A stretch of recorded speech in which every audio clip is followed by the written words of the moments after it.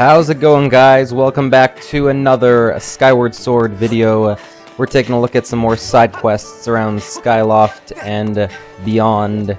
And this first one we are going to cover starts off in the bazaar. We are looking at well, we're kind of looking at the source of the howling in the bathroom. There's two ways you can go with the side quest. It kind of splits off, and one way you get the answer to the howling in the bathroom, with the other you do something else. And since I figured most people go after the bathroom ghost, I figured I would go the other direction. So you saw me talk to that guy in the bazaar. After you do, he talks about the howling at night. Obviously you want to sleep till night. So hop in the bed, looks mighty comfy. I don't know anyone who sleeps in a big kind of starfish shape. But if you do, feel free to sound off in the comments. Who knows, there might be some of you out there. Now, I stopped here because there's a disturbing noise coming from the next room. You can kind of hear it. I know I'm talking at the same time, but I just thought it was funny. It's the guy doing push-ups, but it just does not sound like a guy doing push-ups. It sounds like he's doing something much more crude. So, once you approach the bathroom at night, you'll immediately get a little scene where you hear the noise. Try the door, and he asks for paper. He's going to the bathroom, and he needs paper. I think we all know what he needs the paper for. I didn't know ghosts used paper for that, but, you know, I guess you learn something every day. So, after that, sleep till morning again. There's nothing else you can do at night in regards to this paper need. But in the morning, you will find this fellow right here. I can't remember his name offhand. I'm sure it'll say in a second. Or not. Can't remember his name. Like Colin or Stitch or something. There's a bunch of weird names in here. Anyways, yeah, he tells you about a dilemma. And you can see he has a letter in his hand. So basically, he's got this letter, a love letter, that he's written. And you have two options. You can either deliver it for him, or you can give it to the ghost at night. Now, I figured most people would give it to the ghost, because it seems like the most obvious thing to do since you start this quest wanting to find out about the howling in the bathroom. So just to be different, I decided not to play to the ghost, and rather to deliver the love letter and see what we get if we do things that way. So, if anyone knows what happens when you deliver it to the ghost, feel free to let me know in the comments if I picked right. I'm assuming the reward is pretty much the same for both. I mean, it's not really like Nintendo to leave you in a position where like you would have got a heart piece from the bathroom, but now you get what you get from this one. Like, they wouldn't really do that usually, so I assume it's the same. But feel free to let me know if I'm wrong. His name is Colin. Okay, good. So yeah, you have Colin's letter now. This is when you get the choice. You can do it the way I do it. You can do it the other way. Doesn't really matter.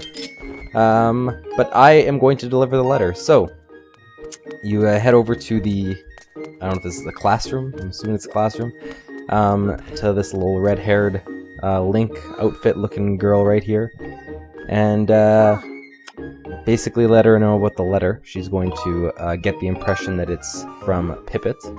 I don't know why you wouldn't just say, you don't have the option to say yes or no to the Pippet question, so you basically, Link is just being a bastard and letting her assume it's from the guy she has a crush on. I mean, that's just fucking cruel, if you ask me. So, really, you have no choice. You have to be the bastard here. She reads it, and then sees it signed Colin, so then she gets let down now, all because of Link. And she does a lot more talking. Nothing super interesting. You're not here for the story, I doubt. It's not really like some epic romantic story. But the reward is nice. That's why we do it. Okay. So, once you deliver the letter, you can head back to Colin and let him know that the delivery has been made safe and sound. To Karen, whatever her pronunciation is. He's embarrassed, head upstairs, and talk to Pippet, which is who she thought the letter was from, the guy she has a crush on. You're basically just playing like the in-between between a bunch of prepubescent teenagers that are too immature to declare their love for one another. This feels like high school all over again here at the Knight Academy in Skyloft. But tough it out, because like I said, we're here for the reward, not for all the shenanigans. So he's going on about his I don't know, his feelings or some bullshit. I'm sorry, I don't care about Pippet and Karane's relationship. But, I have to deal with the text anyway. So, when you finish, head back down the steps. You're doing a lot of trekking between rooms here. I mean, couldn't you just say, hey, like, he's upstairs, go fucking talk to him? But no. You gotta walk all the way to these different rooms. So when you walk into the classroom, it triggers the scene. Some little epic music kicks in. And, yeah, Colin is about to, admit that the letter was his. He's finally has some balls, I guess. No more waiting in the other room, cowering while we do all the work. Hey. Oh snap! Pippet. He's not gonna let that shit fly. Everyone's getting brave all of a sudden. And Colin just fucking got rejected. Completely shut down to his face, and then ignored. They're not even looking at him. Man, they can't even. She can't even have the decency to like say sorry to him or look him in the eyes. Just runs off, and they just don't even give a shit. If you ask me, those two right there are the jerks. Heartless, I tell you. Heartless.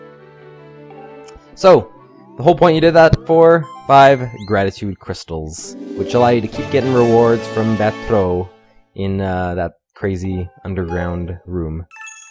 So there you go. I'm up to 27 now. I'm not sure where you guys are at this point. But I'll show you another little thing you can do at night. If you go into Colin and Stitch's room, or Snitch's, I think it was said, you can talk to this lanky blonde-haired guy, and he'll tell you that he has a fascination with bugs, and apparently he likes to sit in his room by himself looking at them at night. Not creepy at all. And this is basically your outlet to sell any excess bugs you may have. The way it works is he sells different ones every night. You can't just choose to sell whatever you want. He's only accepting certain ones. And so I guess if certain ones are rarer than others and you get them on the right night, you can probably make a hefty penny. I'm not really sure. When I try it, I get like 5 rupees, so it's kind of useless. I never really got much enthusiasm out of it, but I'm sure there is more to it than what I got here. So those are my 3, and like I said, I try to sell one, it's like 5 rupees, and I just give up. If you guys have any tips for this, maybe some that like sell better than others that you found a reason to actually do this or to come here at night to try it out, let me know, because as I see it right now, they are it's just not worth it. But like I said, it's only the first time I went, so. Alright, moving right along. So, we are going to head to the southwest of Skyloft, to this crazy game area here. You can only do this after you've gotten Scrapper, which is how you retrieve the pinwheel for the... oh god, the windmill. Jeez, I almost forgot what it was called there. But once you do that, you can come talk to this game master guy, and he tells you that his party wheel that used to be pinned to his back has flown off the island and has basically gotten lost below. But now that you have Scrapper, you have the means to retrieve it. And once you do, you'll finally have access to this mini game. If you're like me, I've come here like every time I finish a temple, wondering if it would ever be accessible, and now it finally will be. And it's a pretty fun game. Hard, but it's fun, and you actually are able to get a heart piece out of it too, if you're extra good at it. So it's added to your dowsing ability. You're told that it's in the Lanayru Desert, and so that's where you're gonna head to track this baby down. So when you get there, you want to land at the desert entrance, not the mine entrance, the desert entrance. Once you do, you'll come to this area with 2 rocks, a cart, and a door. Don't go in the cart. I did. It was a waste of time. I think I actually show you guys me going in the door just to show you what not to do. But on the left side, you'll see this crystal. Hit that. Change it to the past. So as you'll see, I hopped in the cart. I mean, clearly that seems like what you're supposed to do. But really all you're doing is setting yourself up in a tunnel that has nothing that you're going to want. So, I cut that part out. Come back out and you'll see these vines on the right. That's actually what you're wanting to access, the whole reason you changed it to the past. So climb up here and start running across this ledge that wasn't accessible before. And you'll see that you can see something sitting on the ground there, and that is your game wheel, or whatever it was called. I can't remember now. Gotta shimmy across this ledge. Not hard. There's a stamina thing like right halfway. Really not hard to find this thing. I mean, once you figure out that you have to use the vines, it's just a matter of running to it. There you go. Alright, so you approach it. Fi, I'm going to call her Fi from now on because I hate having to call her 2 things. So Fi comes out and lets you know that you can call down the Scrap Shop Robot, otherwise known as Scrapper. And he is there in a jiffy.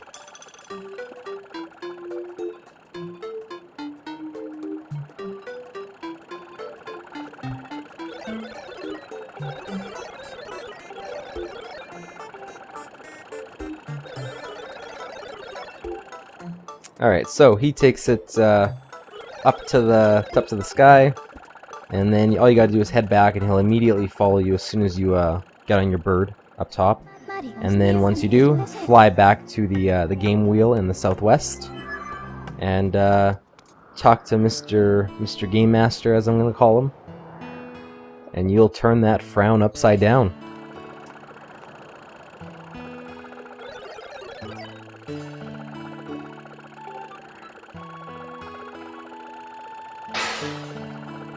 There you go. So, now that you've gotten the wheel back to him, you can finally try out this minigame. I've included my first attempt, which was very disappointing. You guys will see it in a second. Let me know how your first ever attempt at this game went. Maybe you're like one of those guys who the very first attempt you got the heart piece. I don't know. But I didn't come close. Well, I came a little close, but nothing where I really had much of a chance. So basically you're using the Wiimote. You want to go through these rings here, and do not hit those purple balls. I'm cutting them pretty close. That's the one I missed that pisses me off because I should have had it. I think I get one more, so I can get ×6. And this one's disappointing. I just barely missed that one too. And then after all that, I'm expecting something magical to happen, and I just miss and land in the green. So 6 rupees on my free attempt. Disappointing. Anywho, after you get the gratitude crystals from that guy for returning the wheel, you'll have enough to come back to Batro and get a big wallet, which allows you to carry up to 1,000 rupees. But if that wasn't enough, for some reason a treasure chest appears. I don't know who makes the chest appear, but it does.